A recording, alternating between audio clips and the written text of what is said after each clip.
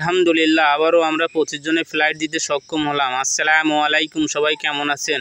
আজকে সার্বিয়ার ফ্লাইট সম্পর্কে আলোচনা করব। নিজে শুনবেন এবং অন্যকে শোনার সুযোগ করে দিবেন।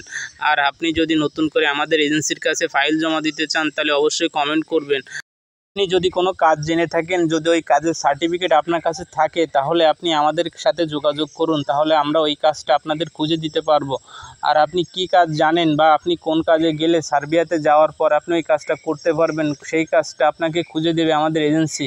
আর আপনার কাছে যদি কোনো সার্টিফিকেট না থাকেও তাও কোনো সমস্যা নাই, আমাদের এজেন্সির সাথে যোগাযোগ করবেন। কি করলে ভালো হবে আপনাদের সঠিক পরামর্শ দিবে। আপনি যেতে পারবেন যে কোনো কাজে নিয়ে। সার্বিয়াতে যাওয়ার পরে আপনি ওইখানে আপনার ভাগ্য পরিবর্তন করতে পারবেন। আবারও আমরা নতুন করে কিছু ফাইল নেব। এই কাজগুলো যদি আপনার পছন্দ হয় তাহলে আমাদের সাথে যোগাযোগ করতে পারেন। আমরা কনস্ট্রাকশনের জন্য 10টা ফাইল নিব। যদি কনস্ট্রাকশনের কাজ যদি আপনি জেনে থাকেন তাহলে আমাদের সাথে যোগাযোগ করুন। 2 নাম্বার প্রশ্ন হলো, আপনি যদি ওয়েল্ডিংয়ের কাজ জেনে থাকেন তাহলে আপনি আমাদের সাথে যোগাযোগ করতে পারেন। আমরা 20 জন ওয়েল্ডিংয়ের কাজের জন্য আমরা একটা কোম্পানির সাথে ডিল করছি। তো আপনি যদি সেই ওয়েল্ডিংয়ের কাজ জেনে থাকেন, টিআইজি ওয়েল্ডিং, মিগ ওয়েল্ডিং জেনে থাকেন বা আর্ক ওয়েল্ডিং জেনে থাকেন তাহলে আমাদের সাথে যোগাযোগ করতে পারেন। 4G যদি ওয়েল্ডিং করতে পারেন আপনি, যদি আপনার কাছে যদি এই যে 3টা অপশনের যে সার্টিফিকেটগুলো যদি আপনার কাছে থাকে তাহলে আপনি খুবই ভালো স্যালারি পাবেন। আমাদের সাথে যোগাযোগ করুন, আপনাকে এই কাজ দেওয়া হবে গ্যারান্টি সহকারে। আর আপনি যদি টাইস মেশনের কাজ জেনে থাকেন তাহলে আমাদের সাথে যোগাযোগ করতে পারেন। আপনি এই কাজটা আপনার জন্য সুবিধা হবে। ওইখানে আপনি যদি বাংলাদেশে এই কাজটা করে থাকেন তাহলে ওইখানে আপনি ইজিলি এই কাজগুলো করতে পারবেন। আপনি যদি রঙের কাজ জেনে থাকেন তাহলে তো সমস্যাই নাই। আর যদি আপনার কাছে যদি কোনো একাডেমিক সার্টিফিকেট থাকে, এই সার্টিফিকেট সহ আপনি আমাদের এজেন্সির সাথে যোগাযোগ করুন। তাহলে আপনাকে ওই কাজটা আমরা ইজিলি খুঁজে দিতে পারবো যদি সার্টিফিকেট আপনার থেকে থাকে। এখন মূল ভিডিওয়ে আসি। আমরা কোন মাসের ফ্লাইট করতে পারছি এগুলো আপনাদের মাঝে এখন বলবো। আমরা 2023 সালে কিছু ফাইল নিয়েছিলাম জুন জুলাইতে। এই ফ্লাইটগুলো এখন আমাদের হচ্ছে পর্যায়ক্রমে। জুন জুলাইতে যে ফাইলগুলো নিয়েছিলাম তাদের পারমিট পাইছি ডিসেম্বর ও জানুয়ারিতে। আমরা পারমিট পাইছিলাম। আমরা অনলাইন করছিলাম ফেব্রুয়ারি মাসের ভিতরে, অনলাইন করে কমপ্লিট করছি। তারপর আপনাদেরকে বলেছিলাম আপনাদের যে পুলিশ ক্লিয়ারেন্সটা আছে, পুলিশ ক্লিয়ারেন্সে যদি মেয়াদ থেকে থাকে আপনারা নতুন করে আপডেট করুন। তাই আপনারা যারা যারা নতুন করে আপডেট করছিলেন তাদের ফাইলগুলো আমরা অ্যাম্বাসিতে জমা করছিলাম। জমা করার পরে আপনারা তো জানেন কি কারণে ভিসা হয়নি অ্যাম্বাসিতে, এইগুলো তো আপনাদের মাঝে আমরা পর্যায়ক্রমে বলছি। তারপরও আমরা বলি, সার্বিয়া ও মন্টিনিগ্রোর কাজ একই অ্যাম্বাসির থেকে হতো, এই কারণে দেরি হয়েছিল। এখন আর সেটা হচ্ছে না। কেন হচ্ছে না? দুই দেশের কাজ দুই অ্যাম্বাসির থেকেই হচ্ছে, এই জন্য আমরা ইজিলি এখন ভিসা করতে পারছিলাম।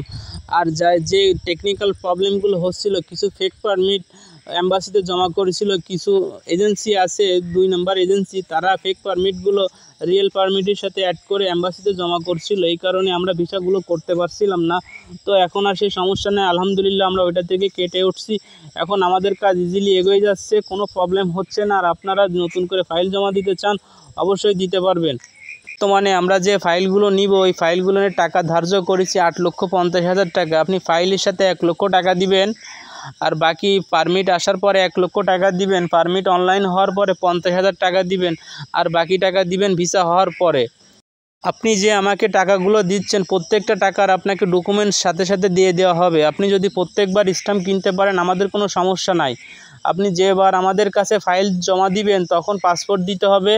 আপনার 300 টাকার 3টা স্ট্যাম্প নিয়ে আসবেন, আপনার আইডি কার্ডের ফটোকপি নিয়ে আসবেন, নাগরিক পরিচয়পত্র নিয়ে আসবেন আপনি, আর ছবি নিয়ে আসবেন 30x45 ছবি নিয়ে আসবেন। ব্যাকগ্রাউন্ড হোয়াইট লাগবে ম্যাক পেপারের। এই ডকুমেন্টসগুলো আমাদের কাছে নিয়ে আসবেন, তাহলে আপনার ফাইলটা আমরা অ্যাকসেপ্ট করতে পারবো। না যদি এই ডকুমেন্টসগুলো না দেন তাহলে আপনার সাথে আমরা কাজগুলো করতে পারবো না। আর আপনি যে আমাকে 1 লক্ষ টাকা দিচ্ছেন ফাইলের সঙ্গে, 1 লক্ষ টাকার আপনাকে একটা চেক দেওয়া হবে।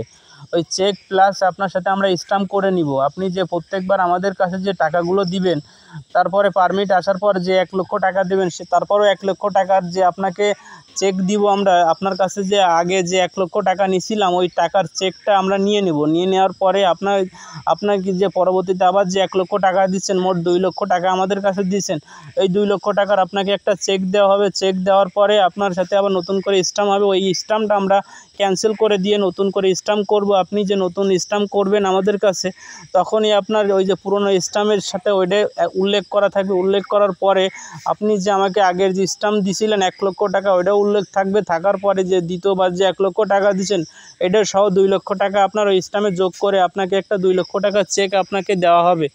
ওই চেক দেওয়ার পরে আপনি ওই চেকটা নিয়ে যাবেন। নিয়ে যাওয়ার পরে আপনি যে তারপরে আপনার পারমিটটা অনলাইন হয়ে যাওয়ার পরে আমরা যখন আপনার কাছে পুলিশ ক্লিয়ারেন্স চাবো, তখন ওই পুলিশ ক্লিয়ারেন্সের সঙ্গে আমাদের 50,000 টাকা দিবেন। ওই 50,000 টাকার পরে আপনি যে 2.5 লক্ষ টাকা দিয়েছেন, আপনি তখন যদি আমাদের কাছে 50,000 টাকার কোনো ডকুমেন্টস না চান, সমস্যা নাই।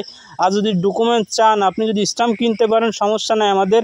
আমরা আপনাকে ওই ডকুমেন্টস সহ আপনাকে নতুন করে আবার স্ট্যাম্প করে দেবো। আর যদি চান আবার 2.5 লক্ষ টাকার চেক দিতে হবে, তাও আমরা চেক দিতে প্রস্তুত আছি। আমাদের কোনো সমস্যা নেই, আমরা রিয়েলভাবে আপনাদের সাথে কাজ করব।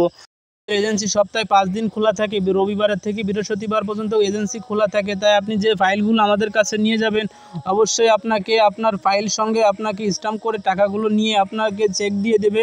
তো আপনি যে কাজের জন্য ফাইল জমা দিবেন, ওই কাজের সার্টিফিকেট নিয়ে হবে। আপনি যে স্ট্যাম্প করতেছেন আমাদের কাছে, ওই কাজটা স্ট্যাম্পের সাথে যোগ থাকবে। তাই আপনি যে কোনো কাজ করার আগে অবশ্যই ভেবে দেখবেন আপনি এই কাজে গেলে আপনি ওইখানে কাজটা করতে পারবেন কিনা, আপনার পরিবারকে ভালো রাখতে পারবেন কিনা। তাই আপনি হিসাব করে কাজ করবেন, এই জন্য আপনার টাকাগুলো যেন মাইন্ড না যায়, আপনি ওই দেশে যেয়ে কাজগুলো করতে পারেন।